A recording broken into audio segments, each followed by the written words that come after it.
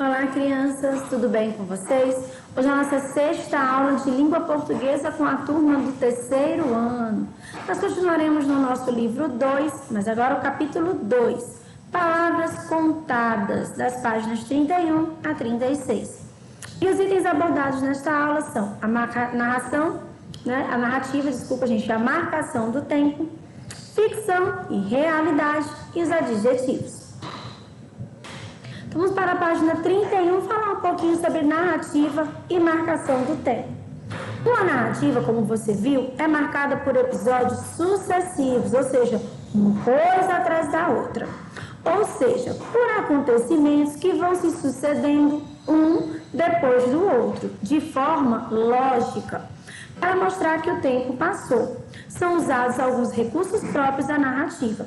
Então, nós sabemos que a narrativa ela tem o quê? Episódios sucessivos. Uma coisa vai acontecendo atrás da outra.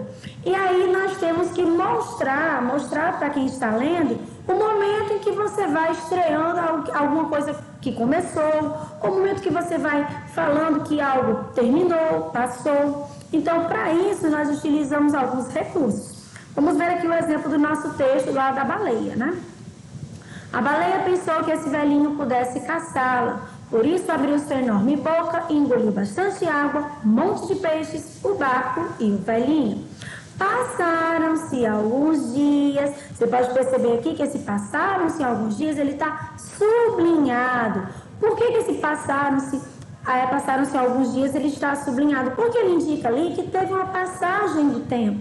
Ou seja, nós vamos mais para frente da história, um tempo passou. Então, por isso, você usa esse tipo de recurso, né?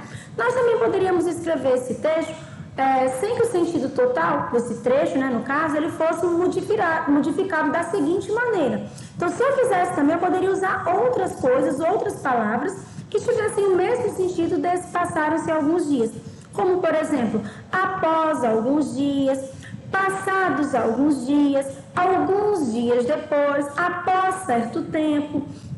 Então, gente, nós podemos perceber que nós temos vários recursos para poder indicar essa passagem no tempo. E isso aí é que nós chamamos de marcadores temporais. Então, vamos lá, falar um pouquinho mais sobre a narrativa e a marcação do tempo. Primeiramente, o que é uma narração? Bom, narrar, gente, nada mais é do que contar uma história. E nessa história você vai contar uma sequência de ações que foi relacionada a um determinado acontecimento, podendo esse acontecimento ser um fato real, que realmente aconteceu, ou fictício, ou seja, algo inventado. Nas narrativas, nós temos os narradores, que podem ser de 3 tipos, mas nós vamos falar hoje sobre 2. Que é o narrador observador, que é aquele que observa a história, né, conta, mas não participa dela, e nós temos os narradores personagens, que contam e participam da história. Então, vamos falar um pouco agora dos marcadores temporais. Bom, lembra que a gente falou que tem alguns trechos, né, da frase, algumas coisas, posso dizer assim, algumas palavras que nós utilizamos para indicar essa marcação de um tempo, ou seja, para indicar que o tempo passou. Eles são chamados de marcadores temporais e eles têm a função de situar o leitor em um determinado momento. Então, ele vai situar que ali teve uma passagem do tempo e quanto tempo mais ou menos ele passou. Então, nós temos alguns marcadores conforme o tempo que quer ser expresso. Por exemplo, se eu quiser falar tempo atual presente, hoje em dia, atualmente. Mas se eu quiser falar de um tempo próximo, né, não tão distante, neste instante, logo mais. Mas se eu quiser falar do passado, antigamente, naquele dia. E se eu quiser falar no futuro, no dia seguinte, daqui a 2 anos, o da baleia também está falando no futuro, né? Passaram-se alguns dias, né? Época indeterminada, certo dia, um belo dia, certa vez. Então, nós temos esses marcadores que nos ajudam também com relação à formação de parágrafo, porque eles geralmente vão aparecer onde? No começo de um parágrafo. Página 32. Mão na massa. Primeira questão. Que outras expressões mostram que o tempo passou? Sublinhe no próprio texto. Então, vocês vão voltar no texto e sublinhar os marcadores temporais. Na aula passada que eu li o texto da baleia, todos estão sublinhadinhos. Então, você volta, se você não conseguir encontrá-los, detectar quais são, Volta na aula anterior, tá bom? E aí você pega o texto e olha lá o que está sublinhado de vermelho. Segunda questão. Que outras expressões poderiam ser usadas sem mudar o sentido do texto? Vamos experimentar? Faça assim. Primeiro você lê a frase toda. Depois você vai escolher uma dessas opções aqui, essas expressões, e vai trocar sem alterar o sentido da frase. Você pode fazer adaptação na frase, tá? Modificar uma palavra ou outra para poder fazer a concordância daquela frase, mas você não pode alterar o sentido. E aí nós temos aqui, em seguida, depois disso, a partir desse momento, nesse momento, por isso e após esse acontecimento. Esse aqui, gente, é uma resposta pessoal. Cada um vai usar aí da sua criatividade, vai ler com atenção e vai trocar. E vocês vão trocar nessas palavrinhas que estão sublinhadas na frase. Mas aí a baleia achou que tinha ficado louca mesmo. Então, olha só, esse aí, você vai olhar aqui e ver qual, né, que vai se encaixar melhor. Ou em seguida, depois disso, a partir desse momento, qual que vai se encaixar melhor aqui nesse contexto? B, aí a baleia começou a ficar nervosa. C, e então começou a sentir vontade de espirrar. D, depois disso, a baleia fez o que todas as baleias fazem. Página 32, ficção e realidade. O texto que você vai ler agora foi retirado do site de notícias do jornal do Comércio. Ao ler o título e subtítulo, você considera que esse texto vem da imaginação de um autor ou é um relato de acontecimentos reais? Bom, o que vocês acham? Olha aqui o título. Baleia jubarte salva bióloga de possível ataque de tubarão no Pacífico. Vocês acham que isso aqui é uma historinha inventada? É uma história de ficção? Ou é uma história real? Realmente aconteceu isso aqui? Bom, provavelmente, né, gente, a gente pode perceber aqui que o título, ele é algo que realmente aconteceu. Ele é uma realidade. Vamos ler o nosso texto. Hauser não havia percebido a presença do tubarão. Conta, eu avistei uma baleia à distância batendo a barbatana. Mas eu não fiz a relação, não percebi que tinha um tubarão ali. Uma bióloga foi salva por uma baleia jubarte enquanto estava mergulhando no mar das Ilhas Cook, no Pacífico. Hauser estava na água quando o animal se aproximou em uma tentativa de defendê-la de um possível ataque de tubarão-tigre que estava a uma curta distância de ambas. Hauser não havia percebido a presença do tubarão. Conta, eu avistei uma baleia à distância, batendo a barbatana, mas eu não fiz a relação. Não percebi que tinha um tubarão ali. Ela conta que estava na água e a baleia não parava de se aproximar. Eu tentava me afastar, mas por 10 minutos e meio ela ficou me colocando sobre as suas nadadeiras peitorais e simplesmente girando ali comigo no corpo dela. A bióloga ficou um pouco dolorida após o contato com o animal, que pesa mais de 25 toneladas, mas também ficou agradecida ao herói gigante. Eu sou possivelmente o primeiro ser humano salvo por elas de que se tem registro. A despedida das duas foi emotiva. Eu te amo também, eu te amo, gritou Hauser ao deixar a água e dar adeus à baleia. A gente pode perceber aqui, gente, que é uma história que realmente aconteceu, né? Não é uma história criada, inventada, ela é uma história verdadeira. Bom, para que a gente possa entender, existem esses tipos de narrativa, né? De maneira geral. A de ficção e a narrativa real, né? Que é a não ficcional. Na narrativa de ficção, esse gênero ele vai ter como objetivo contar acontecimentos fantásticos, fora da expectativa do leitor. É o famoso mundo imaginário, elaborada de modo a impressionar e emocionar as pessoas como se fossem reais. Então, assim, nós sabemos que é fictício, é criado, mas ele tem esse objetivo de causar nas pessoas, emocionar essas pessoas e fazer com que elas acreditem que aquilo ali é real, mesmo não sendo. Só a narrativa não ficcional, ela vai contar os fatos reais, ela não vai recriar esses fatos, ela vai simplesmente mostrar como realmente aconteceram. E aqui nós temos o que nós chamamos de mundo real, realmente aconteceu.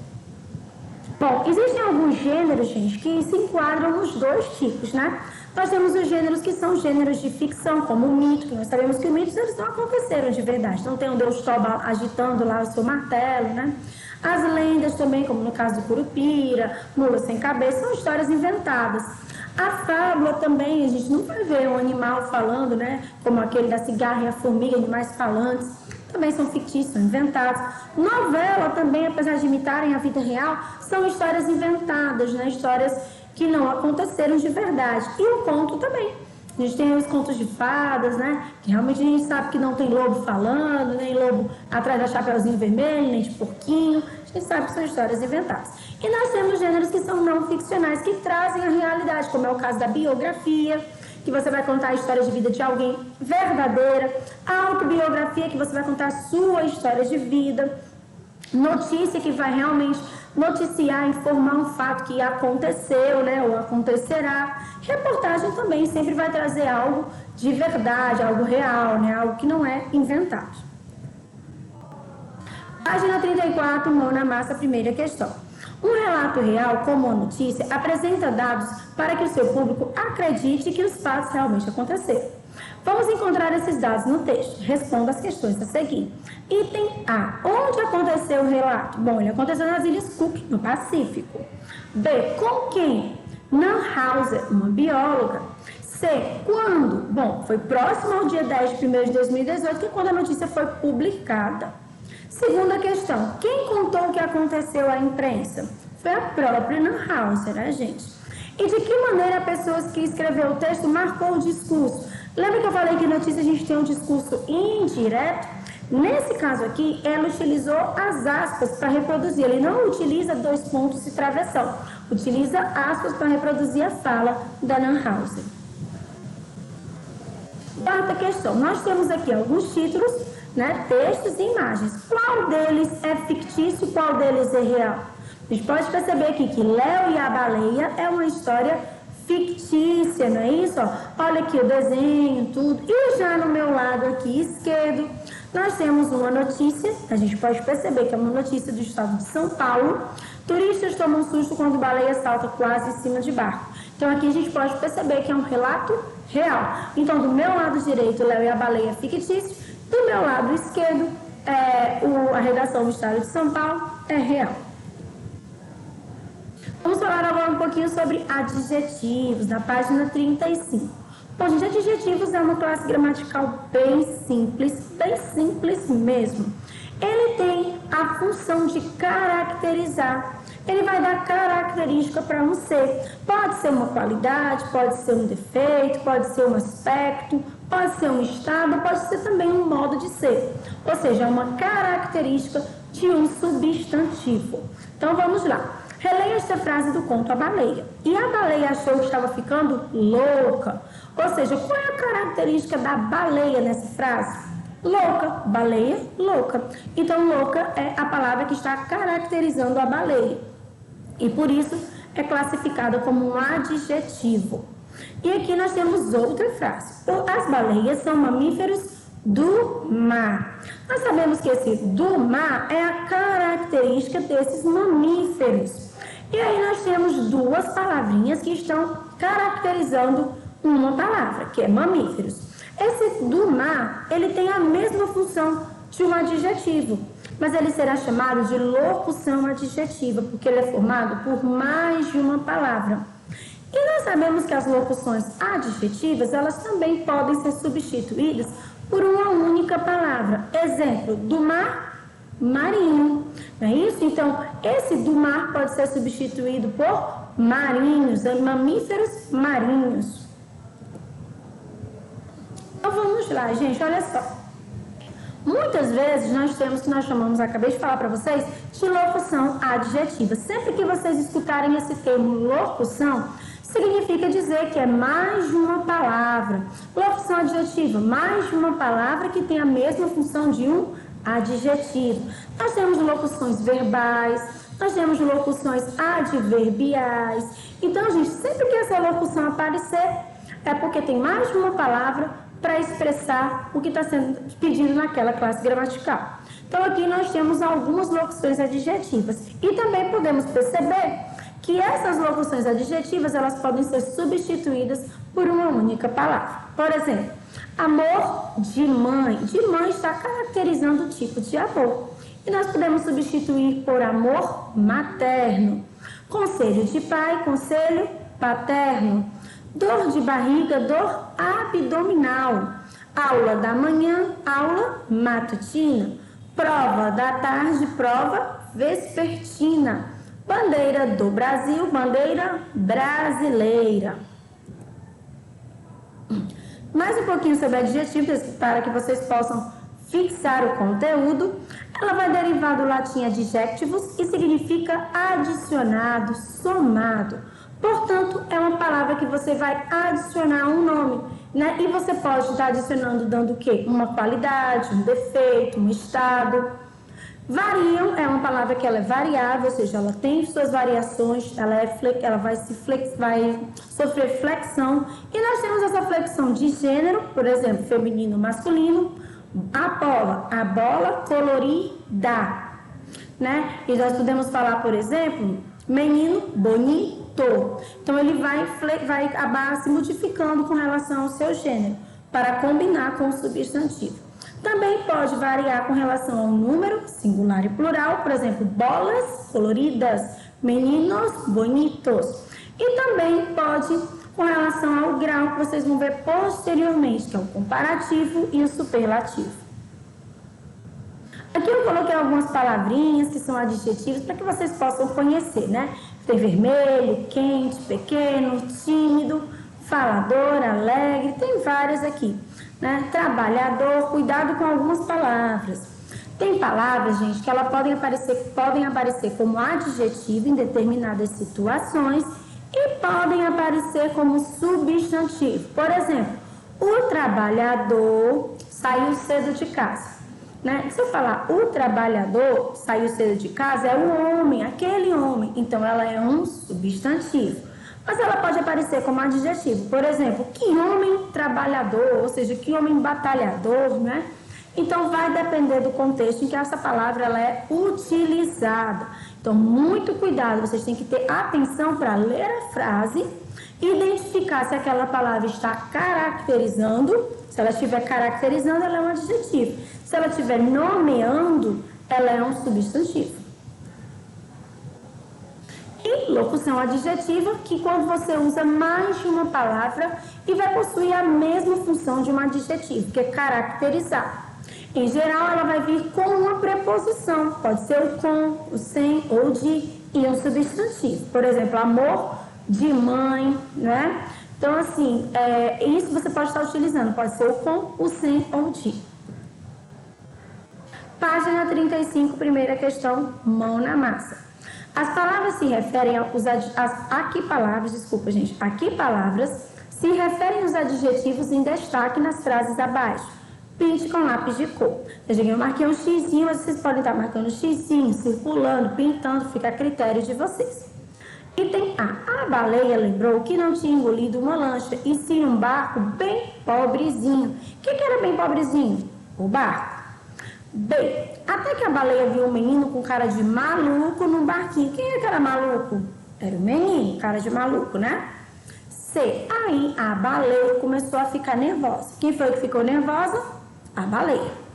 Segunda questão. Como o Pinóquio pode ser caracterizado? Segundo ponto que nós já lemos anteriormente. Quais são os adjetivos para o Pinóquio? Bom, nós sabemos que o Pinóquio ele era muito esperto, muito travesso, muito sapeca. Então, assim, vocês podem colocar outras características que vocês conheçam do Pinóquio. Terceira questão, e o Gepeto? Como é que o Gepeto ele era? Bom, eu botei que ele era bondoso e habilidoso. Vocês podem colocar características diferentes também. Na quarta questão, nós vamos substituir as locuções adjetivas por um único adjetivo que tem o mesmo significado. Reunião de professores, reunião docente. Cabelo de anjo, cabelo angelical. Cuidado, hein, gente? Anjo com J, angelical com G. Calendário do ano, calendário anual. Carne de boi, carne bovina. Era do gelo, era glacial. E aqui, essas palavras, no caça-palavras, que são as palavras que nós encontramos ali, né? Bovina, angelical, glacial, anual e docente. Agora vamos para a correção da nossa ficha de atividades na página 15.